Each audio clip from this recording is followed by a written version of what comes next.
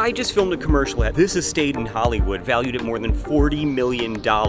It's the Paramour Estate, and it was our filming location for the last 2 days for a commercial that has been seen more than 10 million times. This is our first hang. My name's McClain. I'm a production designer out in LA for some bigger brands and artists around the world. The Paramour Estate is legendary. Let's get into a little backstory here just so you have some context. In 1918, socialite Daisy Canfield, the heiress to the Pan American petroleum fortune, commissioned this lavish estate to be built when Daisy and Antonio Moreno, her silent film movie star husband, moved in. The tabloids of the era christened it the most beautiful home in Hollywood. 3 weeks after Antonio and Daisy separated in 1933, she accidentally drove off of Mulholland Drive down the cliffside. It's said her spirit still haunts the grounds. These days it mostly plays home to weddings and events like today's shoot.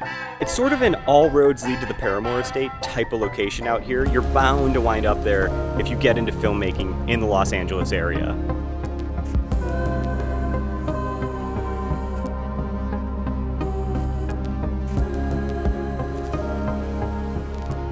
It's got a kind of occult, haunted history, as you'll see by some of the creepy things like taxidermied animals all over the place.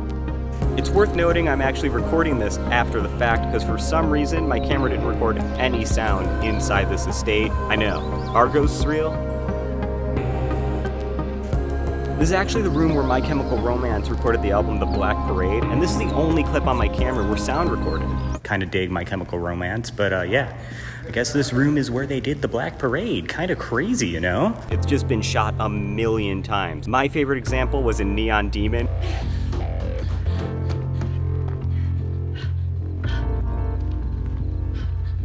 In most location shoots we do, the first in and first out are the location protectors. You want to make sure the objects of the location are protected because you could smash into a vase or a credenza or a giant life-size taxidermied zebra. From an art department perspective, today's a pre-dress, so we'll take our time just clearing out the items we don't want to shoot and then replacing them with more medieval period details. So we're setting up a medieval marketplace, 2 armories, and then a balcony for our Juliet character as well. We're adding ivy to a lot of places and greens. This is kind of invisible design, but you'll see it kind of ties everything together. So we're done pre-dressing the location this day. I will take some snaps with the app Artemis. I'll match the camera sensor and the lenses and just kind of send frames to Kayla the DP and Jared the director to make sure they feel good about everything.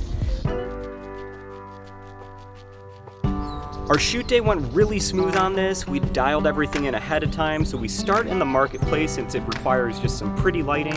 We gotta move fast this day because we had 5 different locations to shoot. Kayla and the camera department dial everything in with Jared. Now that we bring in our actors, there's a bunch of stunt work to review and things really get cooking.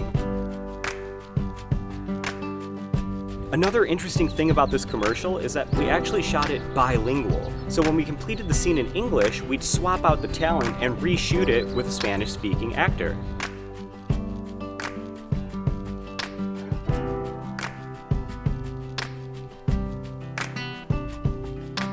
Just want to shout out the whole art department. Couldn't have done any of this without them, and the entire cast and crew top to bottom. Thank you again to Jared, Wendy, and Brent over at Team Win Studios for bringing me on this awesome project. I'm McClain. If you're interested in more spooky videos on this channel, I did one where I went to 13 different horror locations out here in Los Angeles.